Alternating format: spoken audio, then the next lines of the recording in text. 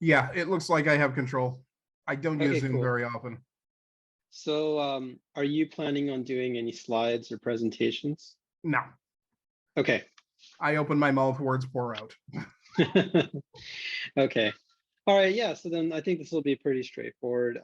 Yeah, Just basically like the way I'm thinking of structuring it. And by the way, I don't know if I've like introduced myself again since like that time I first talked to you.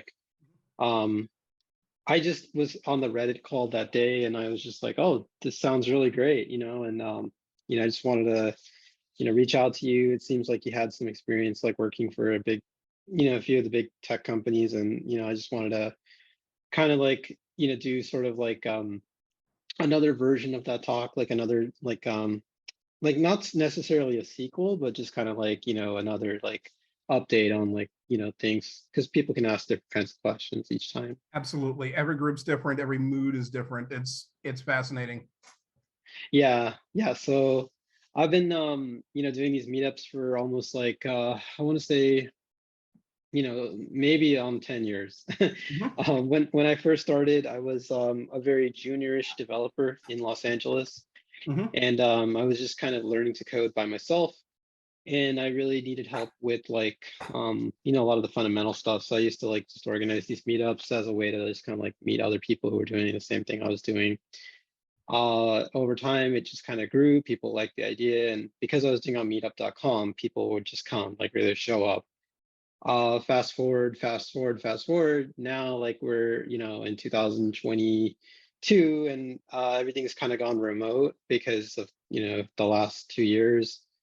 People want to work from home. There's a lot of been these cultural shifts. So I think just for me, right? Like I've leveled up many few times, right? Like I first started kind of, as that juniorish developer, but then I kind of figure out, okay, this is how JavaScript works. And I started getting some regular JavaScript roles. Then, I started thinking about software engineering because like that was kind of like the big thing, right? Like a difference between like a web developer and a software engineer. So I started doing more like engineering roles, and like I worked at RadNet, and then that was for 4 years, and that was where I did a lot of PHP and Drupal, and then eventually I moved on to Beachbody, where I worked more in like a front end React kind of application with a lot of Node.js on the back end. And then from that, like I transferred up to EVgo, and that's where I'm at now. And EVgo is like very much full stack. It's everything. It's React, it's SQL, it's GraphQL, it's backend with a lot of like different types, TypeScript, all of this stuff. So there's a lot of stuff that I have to keep track of. And so like as I'm doing it, I'm trying to like, just teach people like, oh, this is what engineering really is. Cause like for me, I didn't really know the difference. So that's kind of like the theme that I'm trying to build for this community, help Sure. people kind of like go from just basic to like real engineer. It's every career has a progression. Actually, they normally have dozens of progressions. It really, I think that mentors are a huge part of professional development. Um, and stuff like continuous learning opportunities are absolutely huge. Like Yeah. it doesn't really matter what your profession is. I mean, you look at doctors, you look at even like real estate people who I actually did 85% of a course for a real estate license once. Real estate people tend to be a little crazy. Even they do continuous education. Most I think most professions should have some. I wish there were more for recruiters. I mean, admittedly, if there were, that we'd need less recruiters in the world because the ones that we had would be more effective. But um, people who don't improve are steadily getting worse, and that's Yeah. the simple, undeniable truth. Absolutely. Let me just quickly introduce you to Glauber. Glauber's our sponsor. His company is Chisel Strike. Hey, I'm Glover. also just this is Mike Kabongo. I met him on Reddit a few months ago, and I kind of also like asked him to come and talk about like what because he's dealt with a lot of like big companies, including like the FANG big tech companies, and so he knows what it takes to hire like good people. And that's kind of like the mission of this group, right? To help people get better Right. at coding, level up, and all that stuff. So he's tonight's speaker. Glauber will just probably do like a simple intro on Chisel Strike. We had a good turnout last time with Chisel Strike and like the workshops. Welcome. Welcome to all the people coming in. We're just about to start. I'm gonna have Glauber first kind of give like a basic introduction. That's our sponsor for tonight on Chisel Strike, and then we'll segue into Mike. I'll give you like my brief introduction real quick, like as well. Like I'm the organizer for HackBuddy. I've been doing this for almost 10 years, and this is a JavaScript and software engineering focused meetup group. I found Mike through Reddit, and like my own personal career, I've been like trying to like find the difference between what it means to be like a web developer versus a software engineer. And also for a lot of people starting out, like what does it mean to be a junior engineer and then a mid-level engineer and then a senior level engineer, as well as like, all the different stuff. Because like our industry, like when you work in the tech industry, there's titles all across the board. So in helping people kind of like figure out like what they want to be and like what their path in life should be, I reached out to Mike, and Mike has a lot of experience with people helping them get to where they need to be. He's worked with the big tech companies. And so I'm really excited for this meetup. We're going to have pretty good turnout. Yes, actually, I just saw a post in the chat here. Should you follow you on Twitter? So I'll just do a real quick share screen. I wasn't going to do this, but I could probably just throw this in for now. Basically, this is the main website, javascriptla.net. It's also called HackBuddy. We do have a hackbuddy.com if you go and visit that as well. It's under construction, but like I'm building it, it'll be the next improved version of HackBuddy. And then, you can find all the relevant links. People ask me like where the videos go. So videos from the past meetups will go under meetup videos. And then there's some other rails too, like system design, data structures and algorithms, interview questions, things that I've been just like slowly adding to the channel. So definitely check it out. Definitely subscribe. I'll put a link to that in the chat over here if you want to check it out. And then, yeah, we do have a Twitter. We do have Instagram. We do have a LinkedIn. I'll put my LinkedIn as well, just in the beginning, and feel free to connect with me if you want. I like connecting with different people and just kind of like learning about your paths and seeing what I can do to help. I've been doing, again, engineering for a while, so you can check me out in my profile and all that. And that's really me. Like I'll add in more details, towards the end. And also like the thing I want to say about tonight is that it is a live meetup. And so sometimes we get weirdos who will just kind of like Zoom bomb. So if that's you, I'm speaking to you right now directly. Whatever you do, like, if you're disruptive, you will be blocked and removed permanently. And then these videos do get edited, so you're essentially wasting your time if you do Zoom bomb, because it's never going to show up in the real video. Be respectful. Yeah, be respectful.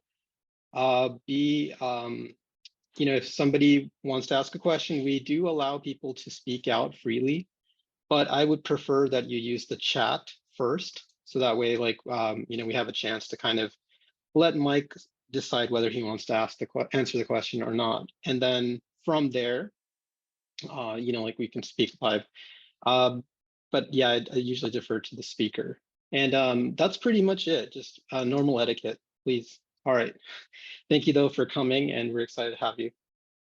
And with that, let's go to Glauber. Thanks, Vijay. Hope everybody can hear me. And it's a pleasure to be with you again. This is our third time presenting. We are proud sponsors of this meetup. So I'm just gonna give you a quick introduction about Chisel Strike and show you a quick live demo. Should take 5 minutes. Obviously, if you wanna know more, I think Vijay has in the event page, our Discord, links to our GitHub. Always happy to connect as well. And you can get in touch on my personal LinkedIn. Always happy to chat. So at Chisel Strike, we are a backend as a service. So if you're familiar with Firebase, it's a similar concept. The main difference, though, we're operating with a much higher level of abstraction. So we are pure TypeScript, and the idea is that you should be able to generate your entire backend from simple TypeScript definitions, from simple TypeScript expressions. So I'm going to show a quick demo about how that works. You should be seeing my terminal here.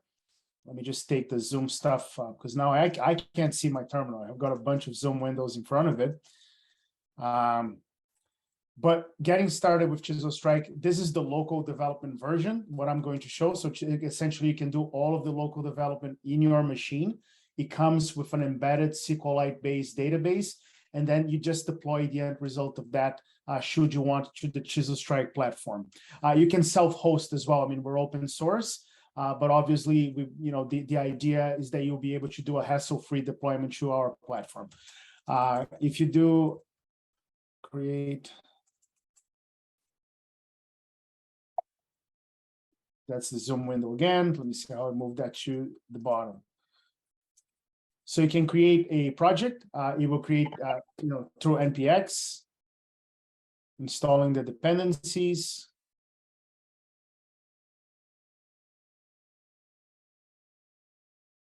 What you're going to find here is a very similar, if you used any framework before, I mean, we're not a framework, but if you use any framework before, like Next.js, Remix, whatever, very similar directory structure. The endpoints directory is where you have your actual routing code. I'm doing everything text-based here today, but like you see, essentially that's just a normal function that returns an HTTP response. I can run the server.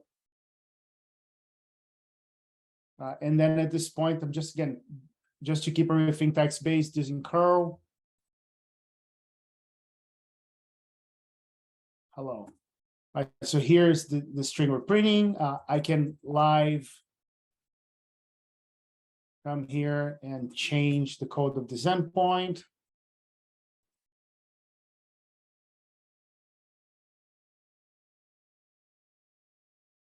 And if I curl again, you see it here.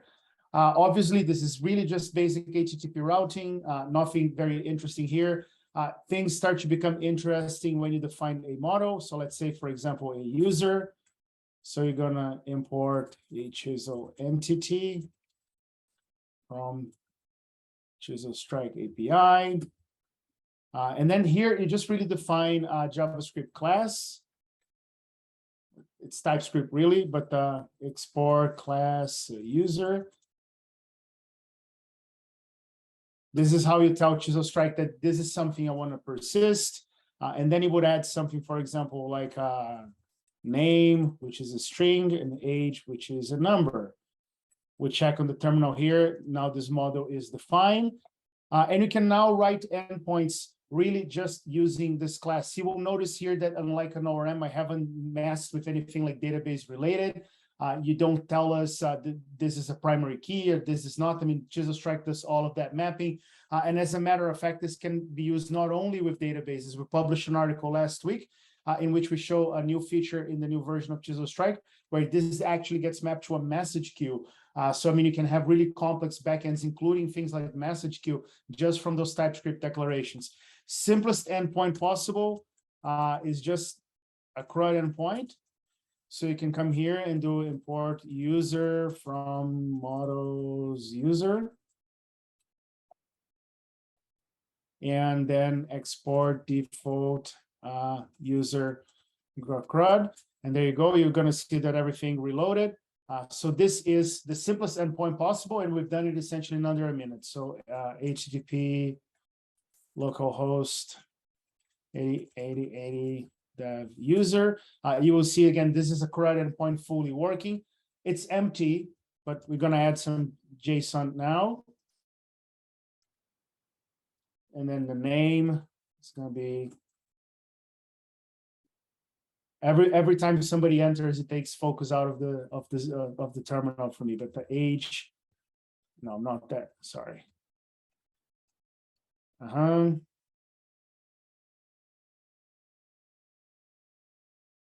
again, all live. So this was that. You see that even like an ID is automatically generated. All the database concepts are abstracted. I can come here now in curl. I can, again, it's a fully working CRUD API. I can do it by ID. And I can even come later and make changes to this.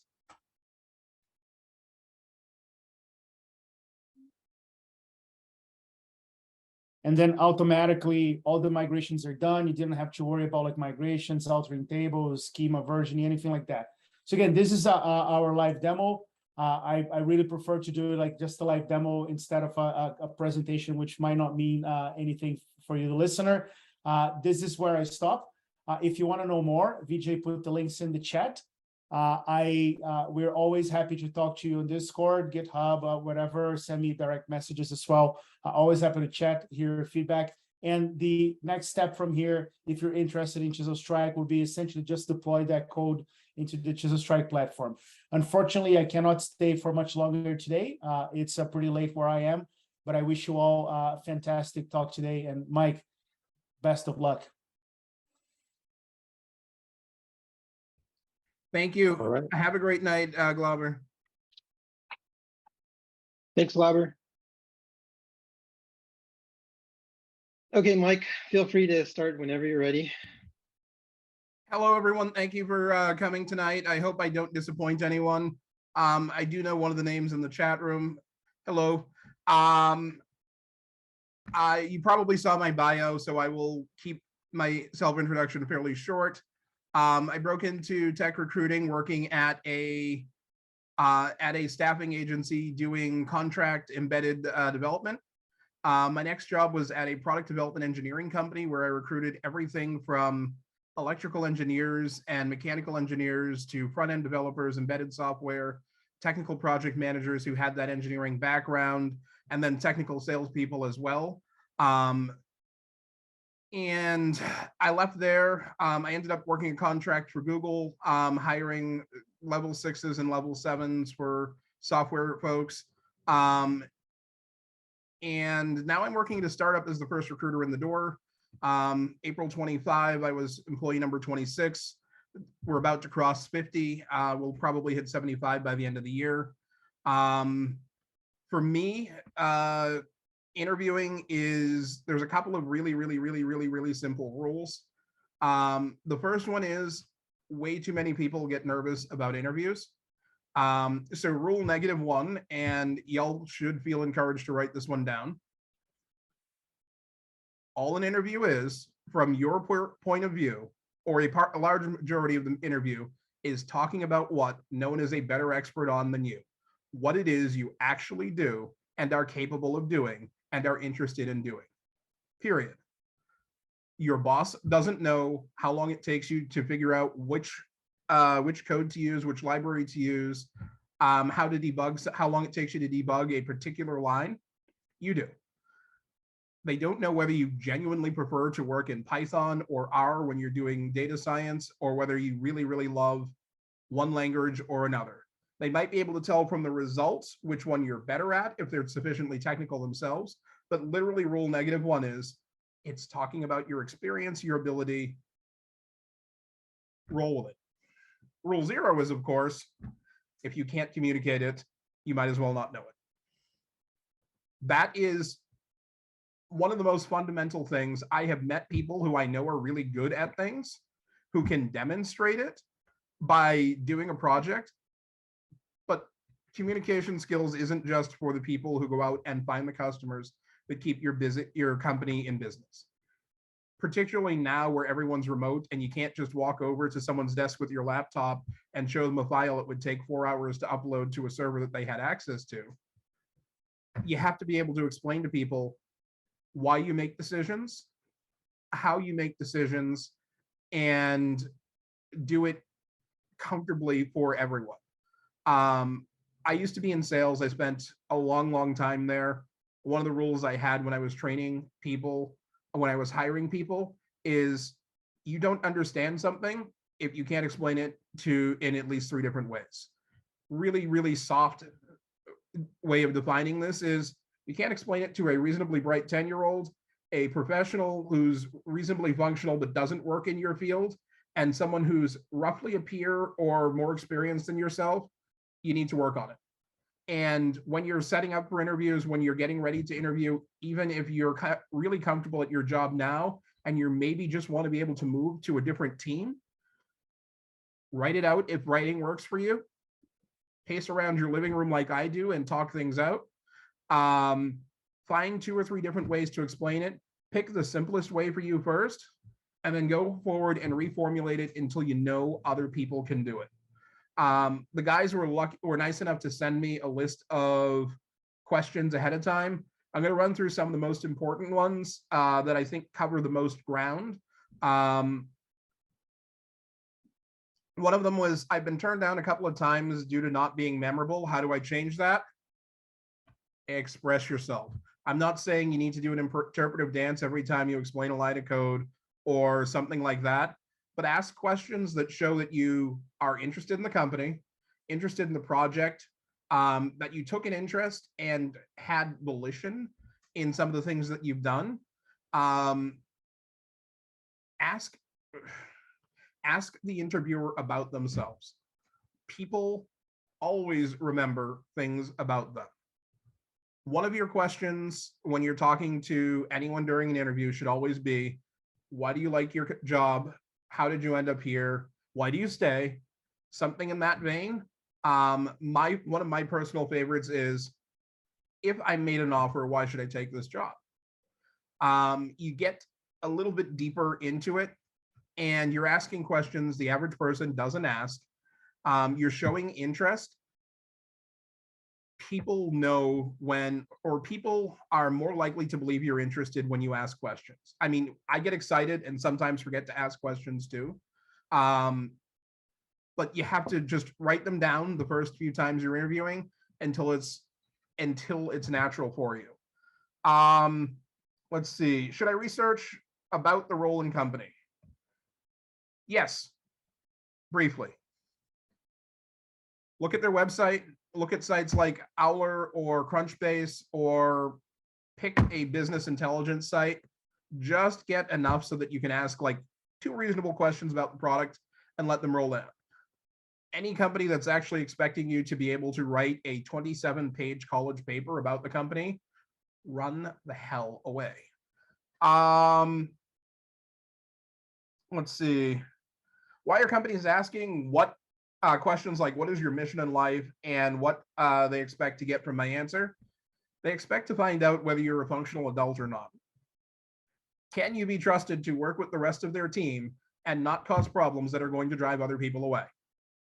That's it. I have a strict no a-holes rule everywhere I work, and I state that in really blunt language when I'm interviewed. Why? Because it does me no good to have 3 people I like working with, or 3 people who are really good for the company, take off because we let some jerk in who makes everything more difficult. Can you lie during a job interview? Of course you can. You can set yourself on fire during a job interview. Neither one of them is probably the best of ideas. Should I talk about what is on my resume? It should be a launching point. Your resume should give the interviewer, the hiring manager, the recruiter, who may not be directly involved with your project, and some companies are like that. Even the hiring teams at Google, it's not always the person you're going to end up answering to. Should give them a strong suspicion that you're capable of taking on the work that they're telling you about. Sometimes the job descriptions at particularly troublesome companies are written by people who don't want you to know anything about what it is they're actually interviewing you for. Again, run away. How do I land a FANG gig? There are approximately 4 bajillion websites, Twitter accounts, YouTube channels, Twitch streams on how to do that. Google, Amazon, I know they have resources on what it's like, what it takes to land a job there. But I can tell you from interviewing at Google, and no, a recruiter interview is not the same as a engineering interview. They want to know that they want to know about your problem solving skills. They want to hear how you think, how you break up a problem, and how you create a solution that covers as much ground as possible. One of the questions I was asked during my Google interview was about setting up busing for a town. At first, it started off with, there's a elementary school and a high school. How do you plot this? How many buses do you need?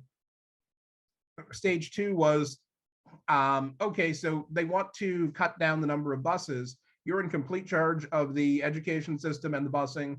How do you do it? I gave my answer. 2 hours later, I had a job offer. Do referrals matter? Yes, no, maybe, because not all referrals are equal. If I refer Debbie Marshman, who I worked with and helped bring in at Alltrans/Capgemini, because I worked with her, people are going to take my word for it that she's a functional person who can do the job a lot better than someone I'm in a chat group with or a LinkedIn group. And if I'm one of those people who just spams recruiting with every link from every person, every LinkedIn profile from every person who mentions the company name somewhere online, no, they don't matter. They stop paying attention. They may, in fact, look at the profile, interview them, but it's not going to go as far. The great side of having a good reputation for referrals is every recruiter on the planet is going to pounce on those. They want to hire that. They want to fill that role as fast as possible. They want to fill it as fast as possible with someone who has been vouched for as a good person who's competent. How can you renegotiate your salary after you've been hired? I don't recommend it. Technically not part of interviewing, so we're going to skip that one. What's one top quality an ideal candidate must have and why? Communication skills. Not saying you have to be the best talker on the planet, but if you take 4 days to respond to an interview request, trust me, the recruiter noticed. The hiring manager probably noticed too, because if they're really desperate to get that role filled, they asked about it at least 2 or 3 times in those 4 days. Let's see. What do tech recruiters think of boot camps? Boot camps are a more structured version of self-learning at the lowest end. There are some people who have taught themselves things who are fantastic at it. And there are some boot camps that are absolutely fantastic and turn out people who have a very high level or a very high entry level grasp of it. But a lot of boot camps, there's a good number of them who turn out people who have produced really basic projects that high school kids can, and they're not going to teach you how to, or they're not going to give you an understanding of why things work and why things fail. That's one of those other things that you should probably work into answers about why you come up with a solution.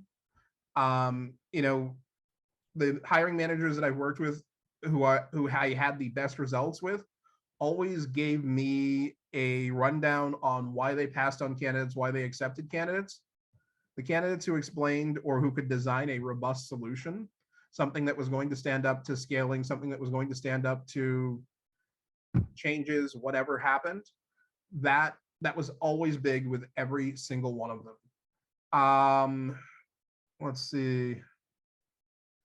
There was one other question. Oh, how to ask a recruiter about the salary without leaving the impression that I'm only here for the money. Depends on the recruiter. I'm jaded enough to know that everyone is always here for the money. It's a big factor. Look, I tell people I'm greedy. If you want to pay me $5 million for my next recruiting role, I will show up regardless of how bad I think the job is and how much I hate you. That said, it's always a part of the equation. You should not pretend otherwise, but don't make it your first question unless it's, if you apply for a company, if you apply for a job, definitely don't make it your first question. I don't mind when people ask me via LinkedIn after I've sent them an email, because I know like where I work now, we pay reasonably, so it's less of an issue. 1 or 2 spots in the past, pay was not very good. Not many people actually ask me about pay at Google because FAANG companies are known to pay pretty well. But companies who absolutely refuse to tell you ever until like the end of the interview process, they're probably going to make everything more difficult.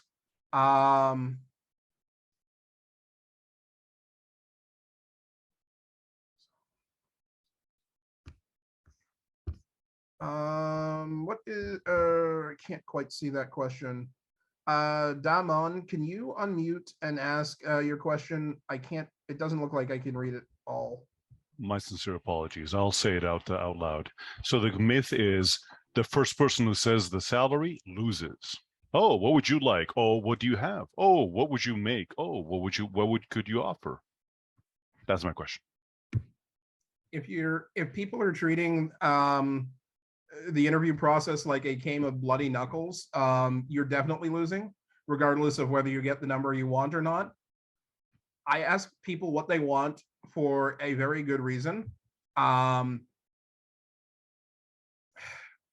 I give a salary range, which I don't mind doing when I've been given one, people only hear the highest number or only assume that they're going to get the highest number. Now, you might be absolutely fantastic on the tech stack that you're working with, in the environment that you're working with at your current company, and that salary might make sense there. It doesn't, after your interview process, it might not make sense at that number. I ask people, what's the easy number for you to walk in the door at the end of the process, if we send you an offer letter with it? That's it. That's it. Like, if that number is too low, that's on you. If that number is ridiculous, I'll tell you. I've been recruiting about 7 years. I spent 5 years as a hiring manager. Even in tech, you're going to have to work really, really hard to give me the highest number I've ever heard. And as a rule, I'm way more worried about the lowest number, about lower numbers, particularly from senior candidates. If you're 15 years into your software career and you tell me you'll do the job of a senior or principal engineer for like $105,000, I have serious reservations, like genuinely serious reservations. And everything that you've said that's even slightly questionable, I am going to run back through in my head. If you tell me I want 350,000, those companies aren't going to pay you that, but it's at least a reasonable ask, or it's a non-scary ask. I can say no. People who ask too little tend to also not tell you when there's a problem that they can't handle. And that to me is one of the worries. One of the things I tell people in the dawn times before COVID, I went on campus to interview prep for colleges a lot. Recruiters ask questions for a reason, and as a rule, everyone after them asks questions for a reason. Sometimes those reasons are dumb, but there's usually a connection. And if I ask a question, it's either directly about the job or something I know the hiring manager is going to want follow-up on before either making a decision or that it's going to influence their decision to interview you. The number one thing that a recruiter should be is a force multiplier for the hiring team. That's good and bad for you. I will tell people if I don't think they're a match right during the screen, because I don't want to waste your time and I don't want to waste my time. It's that simple. Let's see. Vadeli has a question. How to pitch if one is a beginner developer who doesn't have much experience, because most companies need years of experience. You want to talk about the differences between what you did academically and what you did at your job or even at your co-op or internship. Talk about what you learned, how you processed it, and if you saw a problem during any of those things, even if you couldn't identify it right away or localize it down to finding an immediate solution, talk about when you found the solution, how you found it, how you implemented it. Share your thought process. Like, hiring managers don't want to set anyone up for failure. That was one of the questions that I skipped. One of the questions here is, why are there so many rounds in interviews? Lots of reasons. Number one, no one wants to be sued for discrimination, real or imagined. Number two, lots of people like to cover their backsides through the entire process. Number three, everyone's interactions are a little bit different. I have people in my life who I'm really good friends with, who people I'm also really good friends with and have been forever, can't stand to be in the same room as. And adding that element to a team that needs to work together pretty tightly. If you're doing sprints, if you've got a project with a heavy deadline, starting off with people who intensely dislike each other, even if it's unfair, it's not good. Everyone's going to feel the tension, whether they're part of the dislike or not. And again, no one wants to hire someone just to have them fail. I mean, there's a few sales companies that seem to love having a revolving door and not learning the names of anyone who hasn't been there 2 years. But engineering, like technical space, if you're working on, whether you're working on a SaaS website or heart monitors or the space shuttle, you're working on something pretty important where millions of dollars are at stake, or even billions of dollars are at stake, and lives are at stake almost every time something goes wrong. So finding the right people is really important. Do I think that that some companies could shorten things? Yes. I think that having 2 people in certain rounds of the interviews, instead of having them interview separately, probably a better idea. Chops, 30, 45 minutes off of it. You do it with you go from 5 people to 4 people and 4 dates, or 4 times. But some of it's butt covering, some of it's making sure that the person is both a fit on paper and a fit in person. And of course, some people lie during their interviews. And, if someone's got a question that they ask you in the first round and they're really not sure of it, person who you talk to third, fourth, they might ask the same question. If you give a completely different answer, yeah, you're done. What are the questions?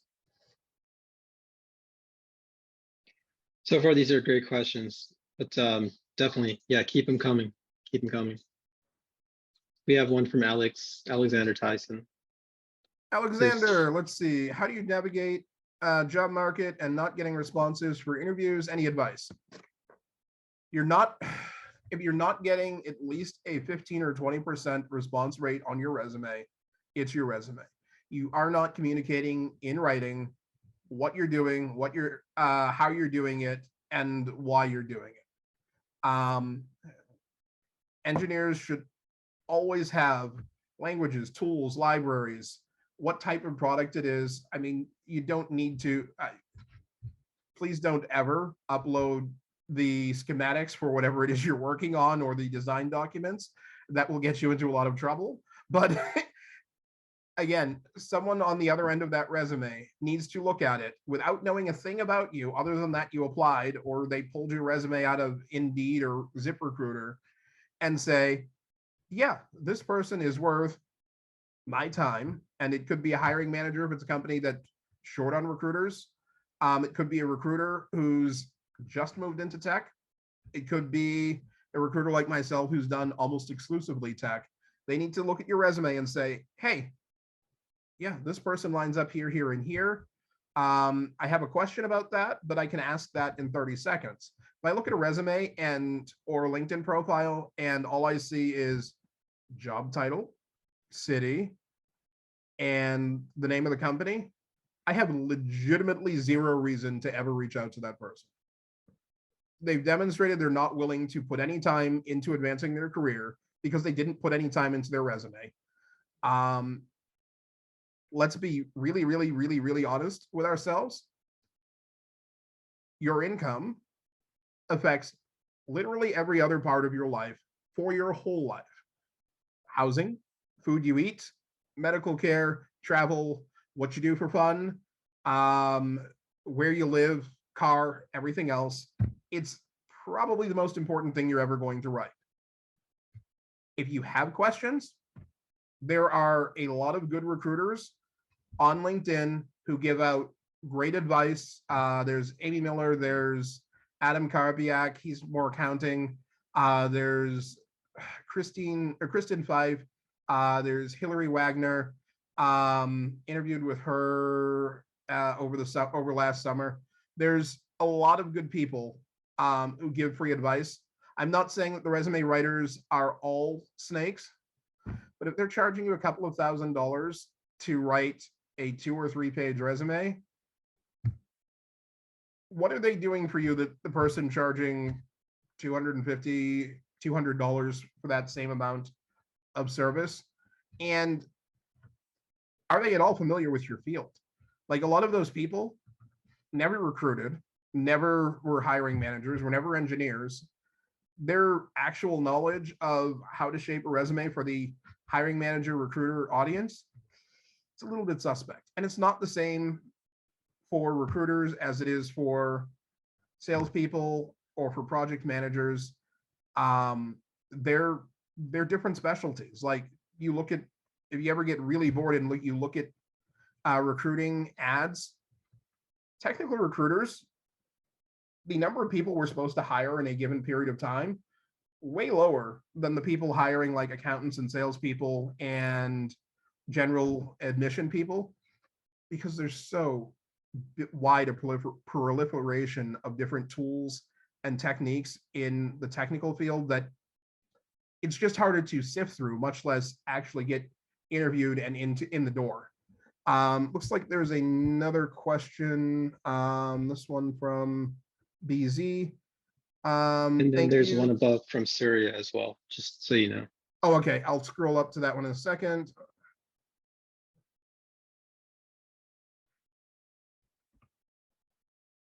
No, boot camp hurt it. You're not going to hurt yourself mentioning a boot camp, but make sure you talk about your understanding. If you have a GitHub or other repository online with completed projects, show those. I don't necessarily think that the biggest name schools actually teach engineering any better. There's so much nuance that it comes down to how much you applied yourself during process. There were some really good schools in Massachusetts where I had candidates come into the interview process, talk to a senior engineer, and have the engineer come out of the room and say to me, "I don't know if he can code." Like, legitimately, I don't know if he can code. Demonstrate your knowledge. It's that simple. So yes, talk about your boot camp, talk about your projects. And let's see. So Serena, hi, career change, project manager. I'm going to change to more technical work. I have a master in business analytics. What do you think? I'm told, but I am not technical. I'm told that breaking into like data science, data engineering is somewhat easier for people with a non-STEM background than jumping straight into like hardcore software development or electrical engineering. That said, what actually interests you? You're going to find whatever it is that interests you a lot easier to handle, and you're going to be more satisfied by it. I left sales because I found it boring to attempt to sell projects and products that I didn't really believe in. I only work with teams that I actually believe in as a recruiter now. Like, if I'm not convinced by the second interview with a company, bye. So look at the requirements for a couple of jobs that you're interested in. Go to the library, pick up a couple of books on the field, scan through it, ask yourself, does this sound like something I could do for 5 years? That's the best advice I can give you. I can't tell you what you find interesting, what you're capable of doing, or what's going to leave you satisfied. Let's see. Other questions. You're welcome. Oh, apparel and appearance, important. You should be wearing clothing. You should not look like you rolled in from a four-day bender. If you know the company has a fairly casual dress code, like the CEO and all of the managers are constantly on the internet somewhere in t-shirts and baseball hats, don't show up in a suit and tie. I think the business casual, as a rule, is the safest way to interview. I have not put on a tie in like 10 years, and I pretty much refuse to. There are people who love it. There are people who don't. There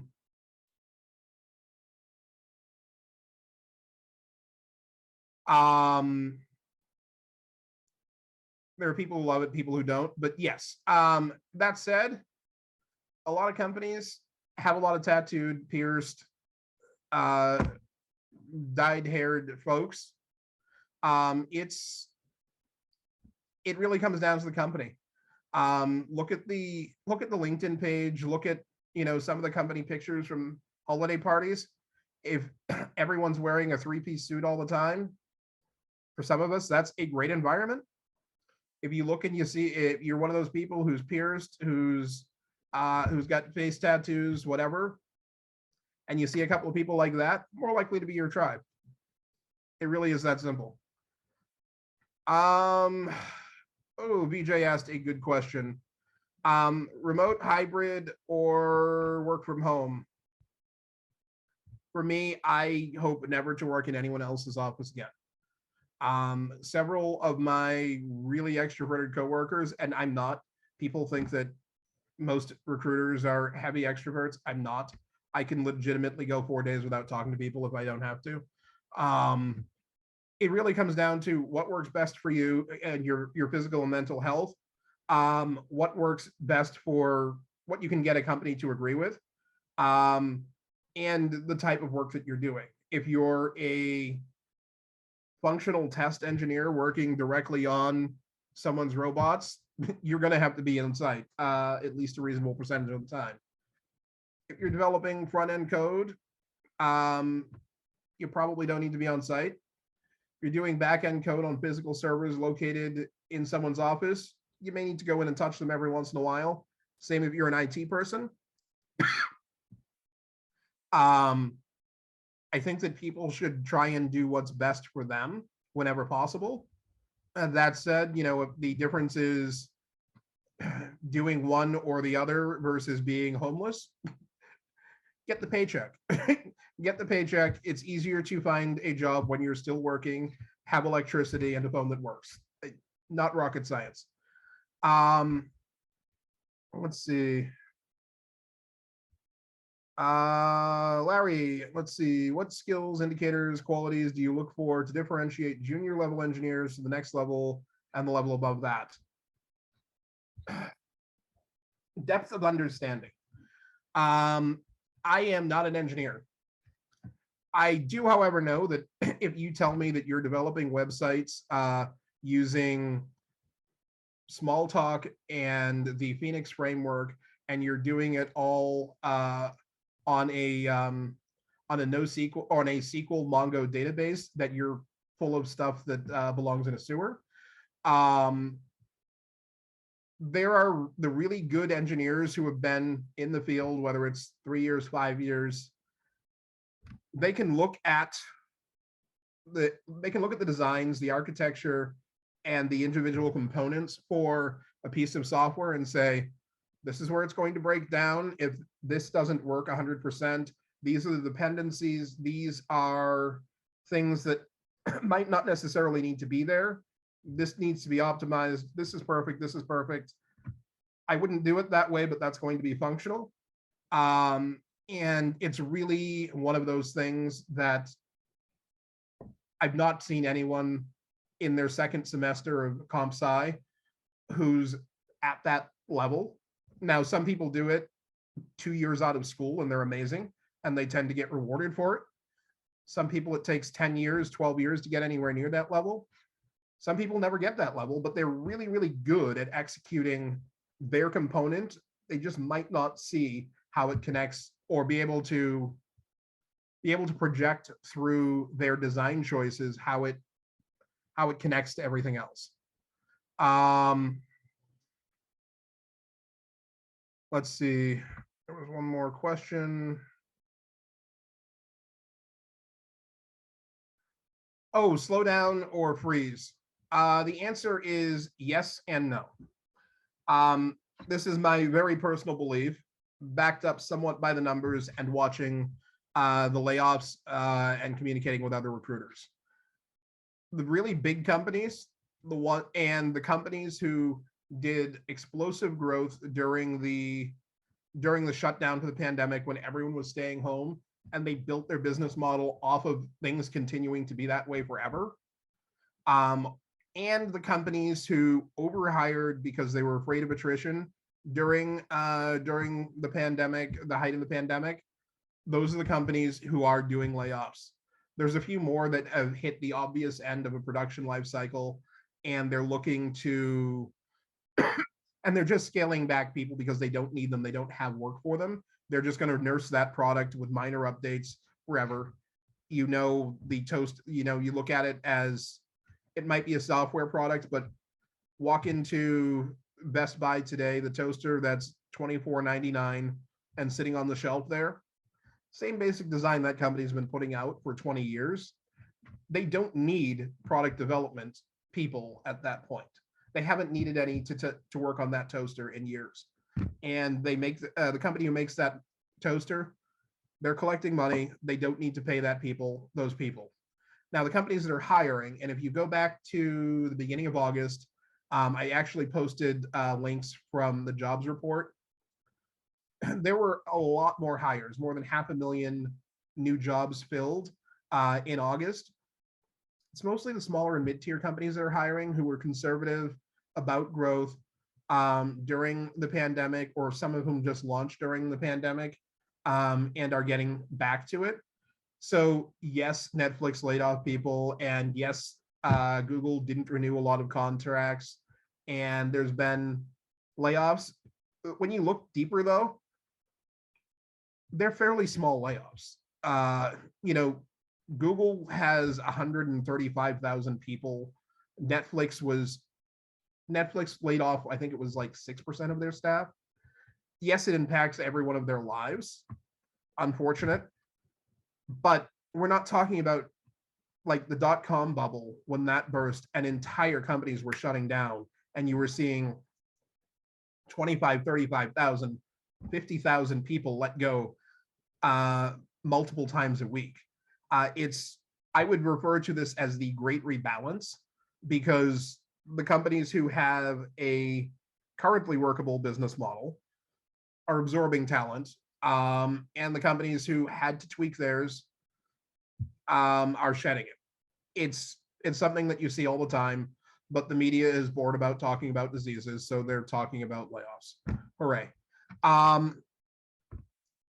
Let's see. Mary had a question, or let's see, no.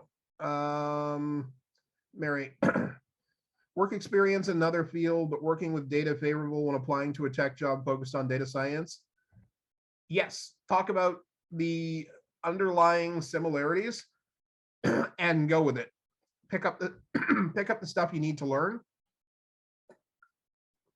Express some understanding of those things and roll with it. Let's see. How much credence do you put into online reviews of companies, Glassdoor?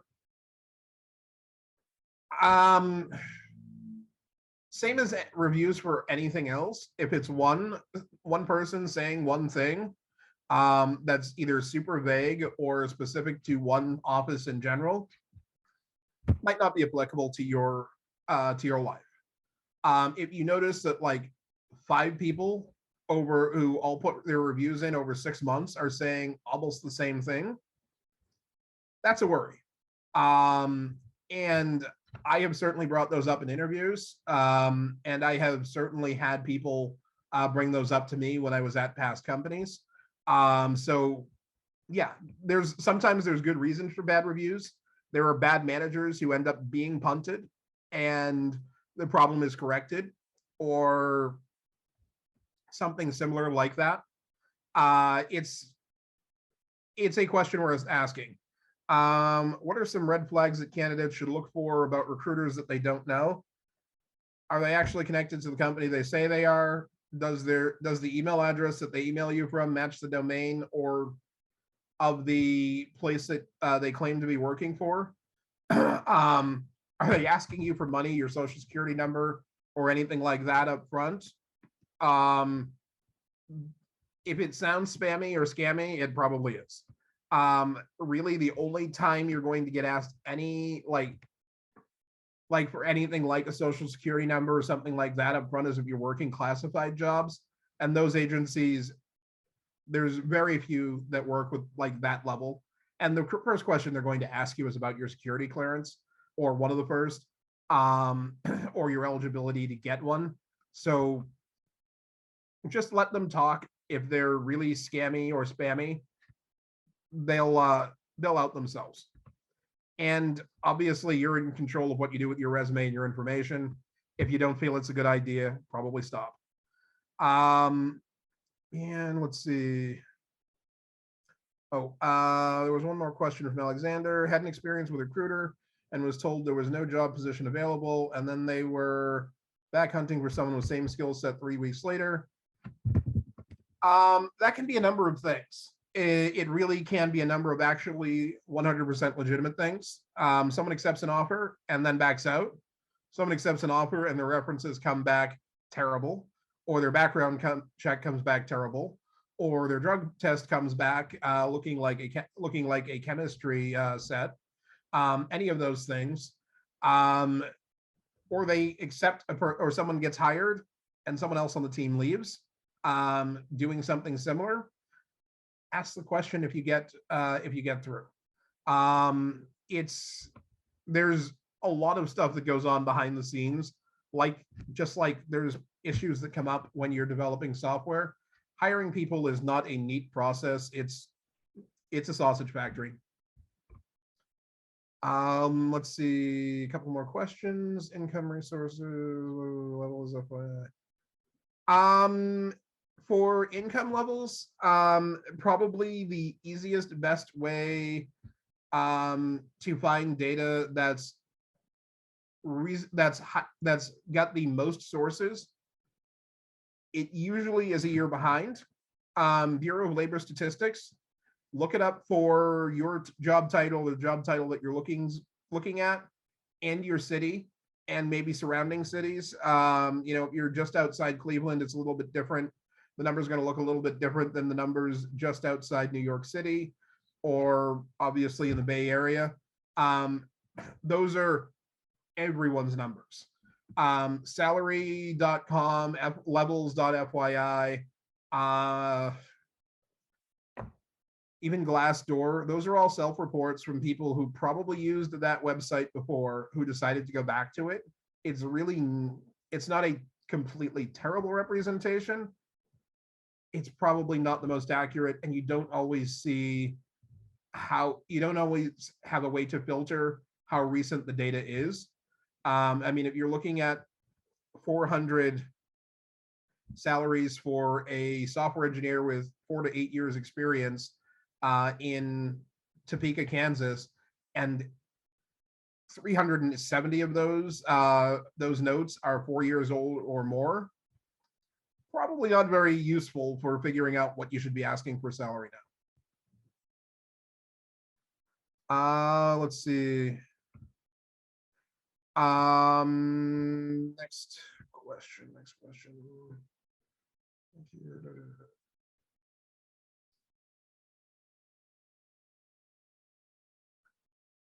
Listing everything from Matthew Harrell.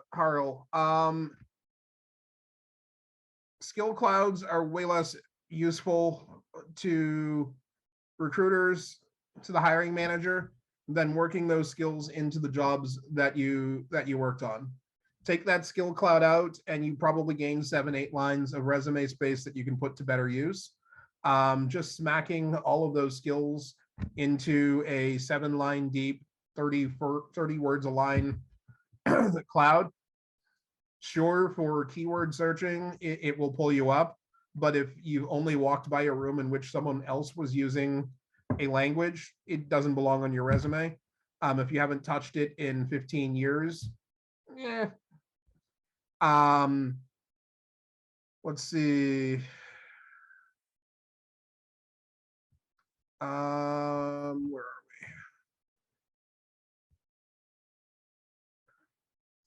Another question from Vijay. Let's see. If boot camps are not great for leveling up, what are better ways to help oneself get into Great software role. What are some of the resumes you've seen? Get into Fangs.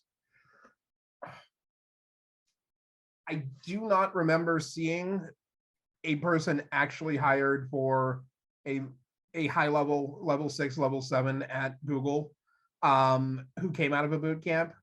That said, most of the boot camps are less than 10 years old, and most of the almost everyone hired for those roles are like level 7s, or are like 10, 15 years into their career. So not fair. They do look at certain boot camps, and you may be able to get one of the recruiters, or you may be able to find them on the Google careers resources. It really just comes down to demonstrating understanding in your resume, or giving people the expectation that you have it. There are some level 6, level 7. Low end of a level 6 engineer is a principal or team lead at almost every company on the planet. Google will tell you that their levels are one level higher than Amazon and Netflix and yada, yada, yada. How much of that is true? How much of it is hype? I can't say. I didn't work at the other companies. Low end of the principal through like architect and software manager of like mid-sized teams, like 3 to 8 engineers. Level 7s are almost exclusively software managers to the very low end of like directors who might be managing 2 small teams, or they might be someone who's managing a team of like 8 to 15.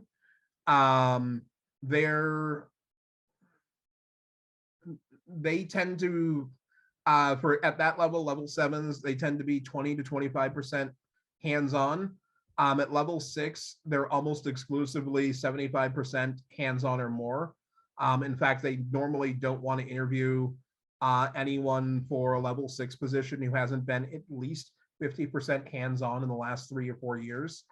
Level 5s are like that senior engineer into the principals who are hands-on every day, familiar with the architecture, familiar with trade-offs, familiar with design documents from front to back, can lay out a project and take over a complete disaster and turn it into something viable in a reasonable amount of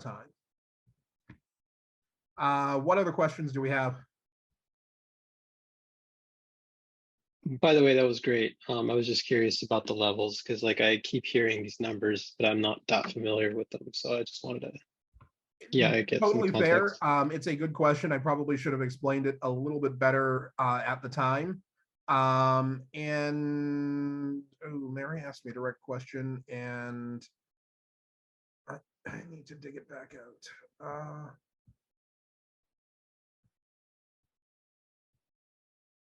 Mary, you said, oh, there it is. Career matching. I am matching my career transition to my background in data. That's awesome. You don't necessarily need it. I've seen people hired into data science roles, data analyst, business analyst roles. If you see a piece of technology that you like, whether it's Tableau or some of the Python libraries or R libraries that you really, really find fascinating, dive into that. Do 1 or 2 projects in it, shove it into a repository people can look at, and be ready to talk about it. Like your mouth is your best tool during an interview. Laying out a diagram of a project is really, really cool. But again, if you can't demonstrate understanding, you're not necessarily going to convince people. What other questions?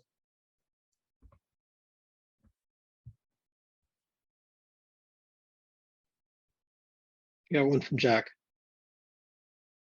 and Okay. BZ. Let's see. Thanks for the insight, Mike. You're welcome. In lieu of formal CS education or boot camp, I've started making video content, live streaming project development to demonstrate my learning. Have you seen this from applicants before? If so, what were your thoughts? I don't know of many hiring managers who are looking through social media for videos on stuff. That said, if it helps you firm everything up in your head and be able to talk about it better during an interview, I'm 100% for it. You never know. One of that hiring manager's friends, one of their kids, they might forward a link of one of your videos to a hiring manager. It could work. I've never seen anyone hired that way. Doesn't mean it doesn't happen. And for the record, yes, I vehemently hate video review or resumes or one-way video interviews. I think they're terrible, and the company is telling you something about themselves. Advice on networking.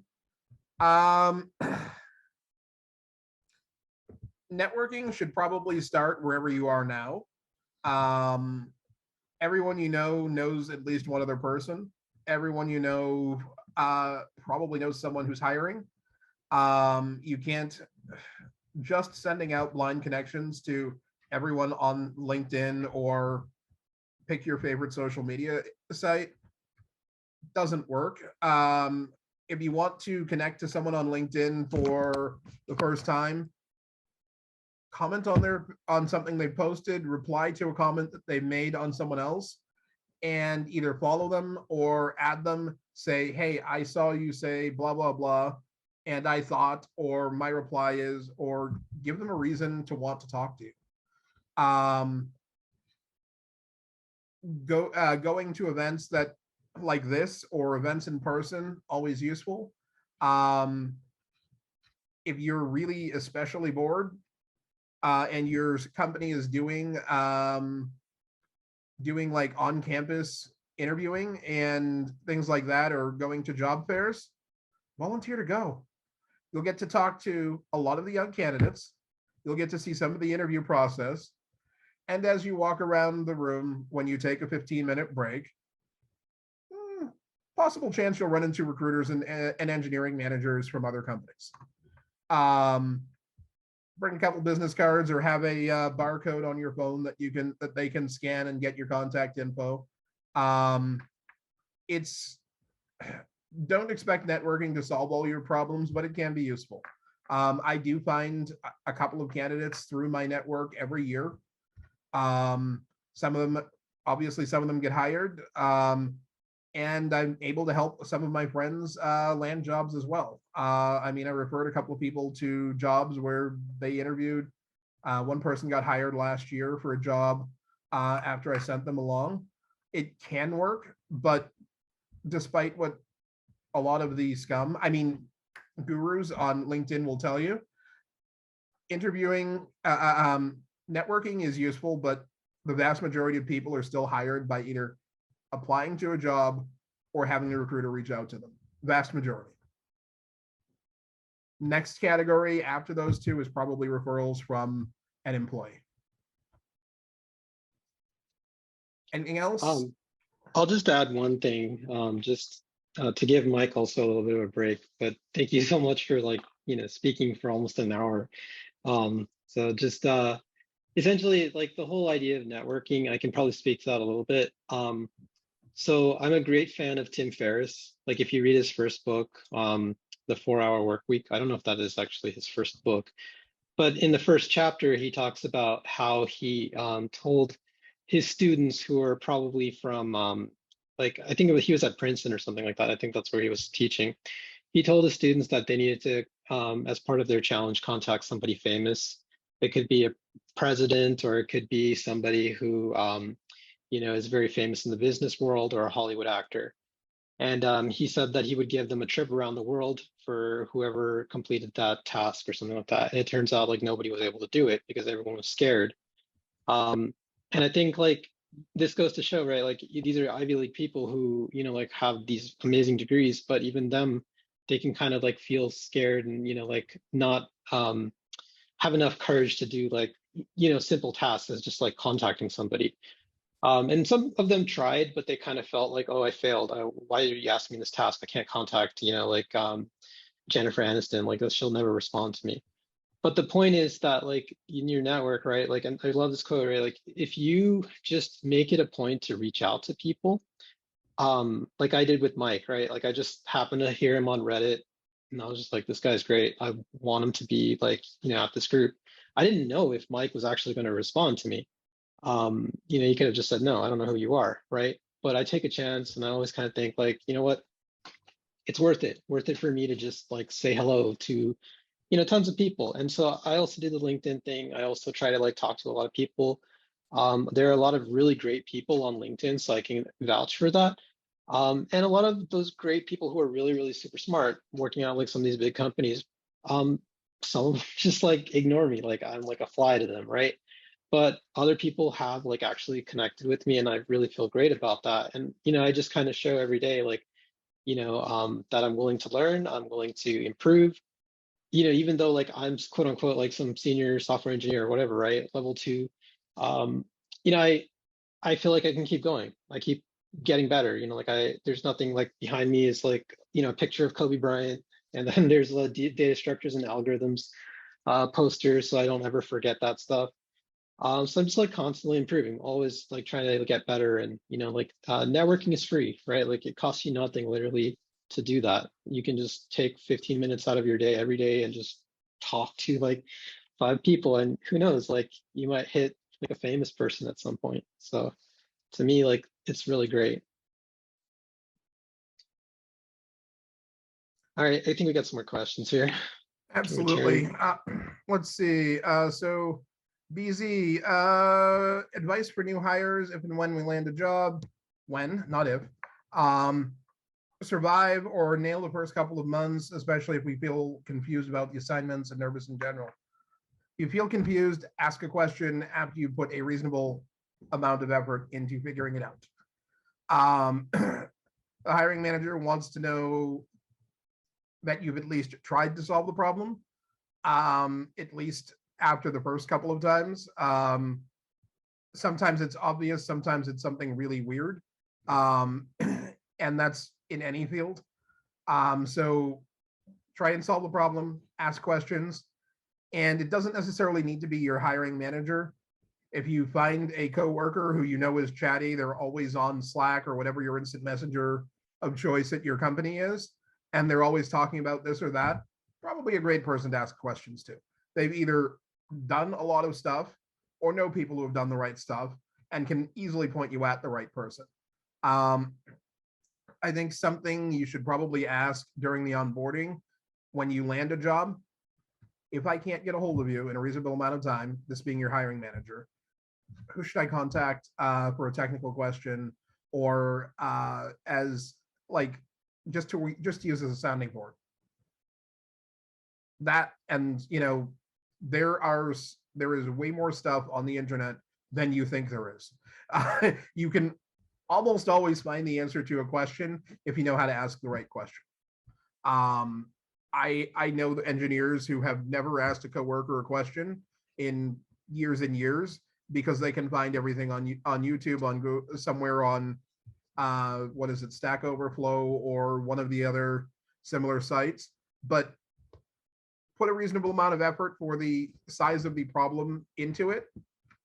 Tell your manager that yes, I looked at this when I couldn't figure it out right away, and it gives them a springboard to work off of, because you might have almost understood a solution that you saw, or you might have misunderstood something completely, and they can usually provide that clarity if they know what it is that you're thinking about the problem.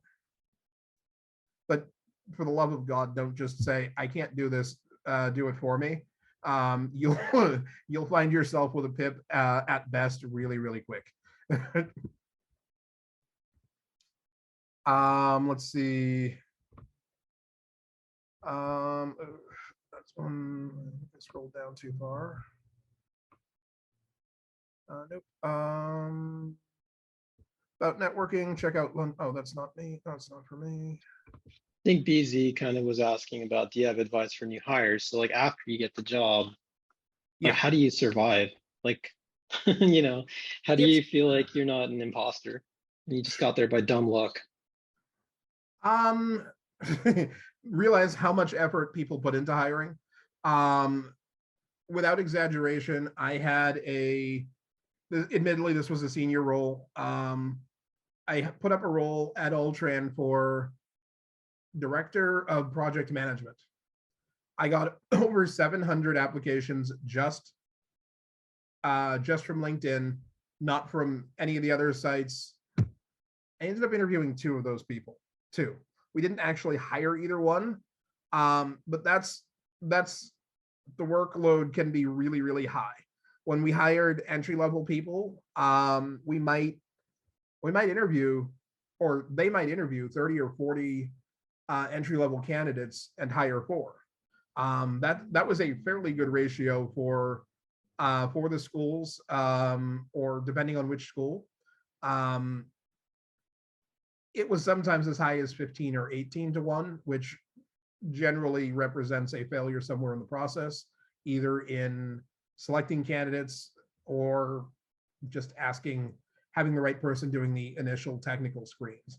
But if someone picked you out of, say, 120 resumes, you were one of the 35 people that they reached out to, and of those 35 people, 20 responded.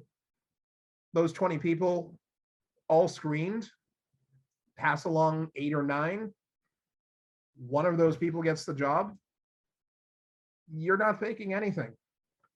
Don't let nervousness get in the way. Assume that the people that you're working with have at least some competence, and figure out a way to demonstrate yours.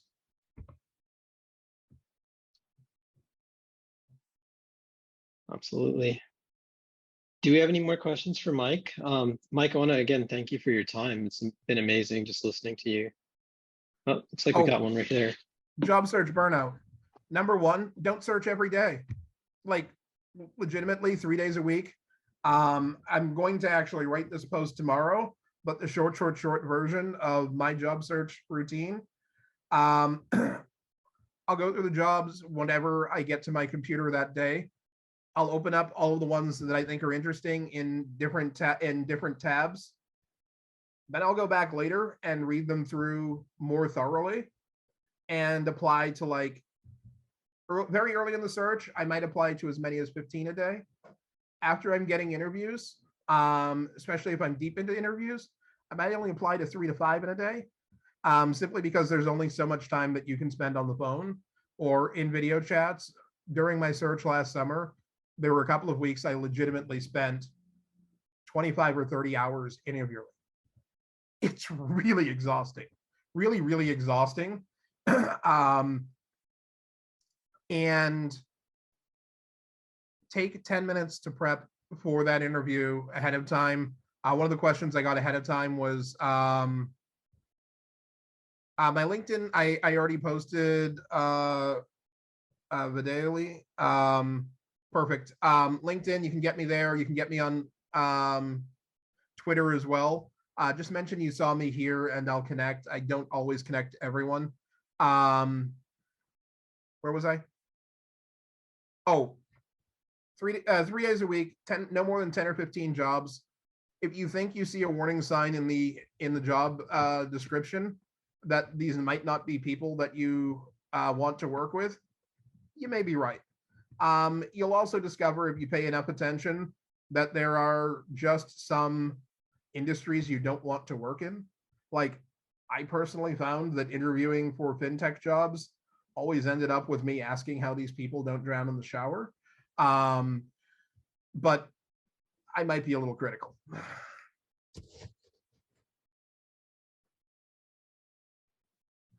I got one more question for you, actually, and I think we have one more question from Alex as well, too, actually, from above.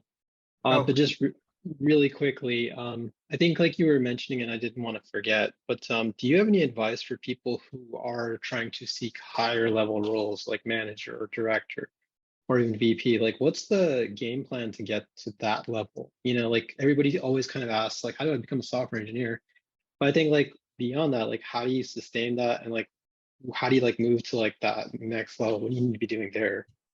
It's about take on projects at your companies along the way that demonstrate a growing level of responsibility. Talk about, once you are 3 years into your career, if you're not mentoring newbies, you're doing it wrong. I learn because it's fun, but I also learn when I help teach people things, whether it's recruiting, whether it was sales or anything else that I've ever done. It keeps it fresh in your mind, and people think very differently. Like, I do not approach recruiting the same way that other recruiters do. Some of those people are successful, some of them are not. I don't do things the same way that Amy Miller or Adam Karpiak or some of the other recruiters who are way more famous and probably nicer people than I am do. Do I get paid pretty well? Yeah. Am I reasonably good at the job? Yeah, I am. Otherwise, people wouldn't hire me. They wouldn't keep me employed. But it comes down to, demonstrate that you've taken on greater levels of responsibility. And when you can talk about having mentored people, and talk about how you've helped people clarify things in their career, solve problems, you're going to people are going to have a greater trust in your ability to manage trouble situations, because they're not, almost anyone can manage a superstar team of all-stars where everyone's in the top half of 1% in what they do. Literally anyone can lead that team. All they have to do is say, hey guys, how do we do this? And sit back and, sip their tea. But in the real world, people want to know that you can handle the disasters, put out the fires, and prevent fires before they start. That's it. Junk job opportunities on LinkedIn and Indeed. Mostly, I would say you probably want to avoid anything that's been open more than like 60, 90 days. They're usually pretty terrible companies who aren't getting the hires they want for a reason. They're either paying like nothing, or they have a ridiculous process, like highly ridiculous even by tech standards, or they're doing really intrusive and creepy stuff. Like I saw someone talking about a job where the employment contract specified that you could not be the custodial parent for a child, or the caretaker for an adult parent. If you see stuff like that, run away. Run away. Like, I always tell people in a job interview, both sides, people should be on their best behavior. If their best behavior makes you cringe, what in the world do you think is going to happen 6 months later when they're comfortable with you?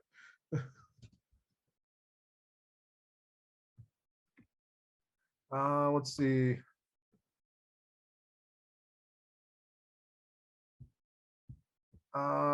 Yes, a lot of the bogus stuff is what even legal? So like people asking you for like contact information and like stuff that you don't want to give out, like how many kids you have or where did your kids go to preschool, all that, like probably it's a scammer. In the US, no. Like the vast majority of the time, you can't ask about marital status, family status, ethnicity, race, gender. You just can't ask. There's very specific. The Department of Labor actually has a very specific way that you're supposed to ask whether someone even needs sponsorship to work in the country. I don't know anyone who actually asks the question that way, but it all gets to the same point. And really no one other than recruiting or HR should be asking you that question in particular. And yes, Mary, those are red flags. Some of them are even dinosaur killers, and just run away. Mike, I wanted to ask you, since I found you on Reddit, are there any Reddits you subscribe to for tech? For tech specifically, no. I occasionally wade into the unbelievably deep cesspool that is anti-work, because it's tragic comedy. Recruiting hell is a fascinating place, because recruiters get blamed for just about everything when really we control maybe 2 or 3% of the process and the decisions that get made along the path. Sometimes if I'm feeling really generous or don't have much to do, I'll occasionally correct some of that stuff. The Reddit that I did the AMA for was jobs. That like this, that was actually pure audio over Reddit. That one ran for a really long period of time, like over 3 hours. They said it was one of the longest that they've ever done, and I had literally no voice left at the end, but it was a lot of fun. There's a link for that, I think, in our blog post for this particular event. So if you want to go and check out that 3-hour event, you can definitely check it out there. And on LinkedIn, it's Mike the TA. I haven't logged in there recently. It's not someplace where I am all the time. But definitely, if you see a post over there, if you're on Reddit more than you're on LinkedIn and you track me down, definitely say hi there. The email will, I'll get the email notification and attempt to remember my password for about 3 seconds before I just reset it again for the 800th time. I think we can take a few more questions because it's going to be 7:30 pretty soon. So I do want to respect Mike's time here. So. Let's see. So we'll go with the questions that are here. I know other people have dropped already, and Vijay, he probably has stuff to do too. Can you share one interview where the applicant left a great impression on you, and what made the candidate stood out memorable? When I first started rebooting the campus recruiting function at Altran, the hiring manager had a fixation on his own school. It's a school where the highs are really, really good, but the middle and bottom are really not better than anywhere else. Did my camera go off? Might have, or somebody might have unmuted, but no worries. Okay, no worries. I still see you. Okay, I got a hold of someone at Michigan, and he legitimately gave me better answers and more in depth than a lot of the people who didn't make it past my desk, who were 4 or 5 years into their career. And I carefully walked his resume over to the hiring manager's desk and said, "You're going to hire this one." Because guy was super personable. He came in, the hiring manager ended up loving him, which was a painful thing for him to admit because he really, really only wanted to hire from his own school. But it was great because the kid really worked out. He referred a couple of people who we also brought in. He stayed like 3 years, which for entry-level candidates at that company is an eternity. And just everyone loved him. Like literally everyone liked him in the building. It was awesome. Even our clients liked him when he was sent out on jobs. And let's see.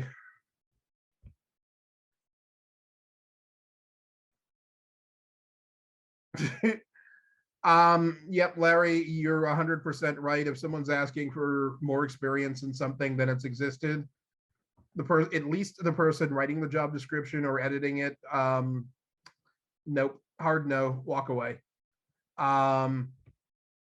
Mary, let's see, watched an interview from Google Recruiter, and she made a point that she actually has to go get an okay from her hiring manager and that she doesn't make the ultimate decision. Issue there is really just simple human psychology. Recruiters are about the only person you actually see at a company a lot of times. I mean, I'm the most visible person at my company of like 50 people. I had, when I was at Altran, they were a 50,000 person company before they were bought. I won multiple awards for visibility on LinkedIn and various metrics for recruiting, not because I necessarily do it for the attention. I really don't. I struggled in some really, really terrible jobs for years. Like, actually, I won't tell that story, but it involves way more profanity than I can filter out on the fly. I want people to get better jobs that makes them happier. When I'm hiring for my team, I want the hiring managers to rave about those people and for those people to be happy, comfortable, refer friends, and make my job easier. It's that simple. And I really don't like the scumbags out there who just prey on people's fear and make everything more difficult and harder because it gets them easy money because they really just can't hold a job anywhere else. Let's see. Okay, I think that covers all the questions. And I will go back to those first two things I said. Number one, job interview. No reason to be nervous about it. You're talking about what you know best of everyone on the planet, what it is you know, what it is you do, how you do it, and why you do it. And that's -1 for rule -1 for interviewing. Rule 0, communicate. Communicate well, communicate clearly. Otherwise, you may as well not know something. Awesome questions, people. I'm very, very, very glad I did this. You guys want to have me back in a couple of months, we can talk about other stuff too. And I dropped in my LinkedIn. I saw that at least 1 or 2 of you have sent me connections already. I don't actually have the app on my phone. So most of the time I only answer during my working hours, East Coast time. Occasionally I'll log in on my phone, but usually there I'm just goofing off. Hey, Mike, I want to thank you. Amazing job. Thanks for coming and just talking to our audience is great. And I'm really glad that I found you. And Marco and I've been trying to reach out to you for a little bit, but it's glad that we could finally connect. And I just want to say again, yeah, thank you. If anybody has questions tonight that didn't get answered, feel free to reach out to me as well. I can send those questions over to Mike, or you can try contacting Mike directly. But if you need an advocate, I'm here for you as well, because that's my job, is to organize meetups and make sure that people get their questions answered. We want to make sure that people have a good path towards whatever it is they're trying to achieve, whether that be a software engineer or a product person or somebody in data science. It's about helping people and making the community better. So yeah, all around, thank you all, and thank you, Mike, for this amazing talk. And we'll see you guys next meetup. Oh, go ahead, Mike. No. I'm glad I came. I hope I lived up to your expectations, and I will talk to everyone later. I'm on LinkedIn a lot. I do actually work for a living, so I don't always respond super quick. And take care. Absolutely. Thank you all. Thanks for coming, and have a great night, everyone. We'll see you at the next meetup, and the video will be up on YouTube pretty shortly. All right. Peace out.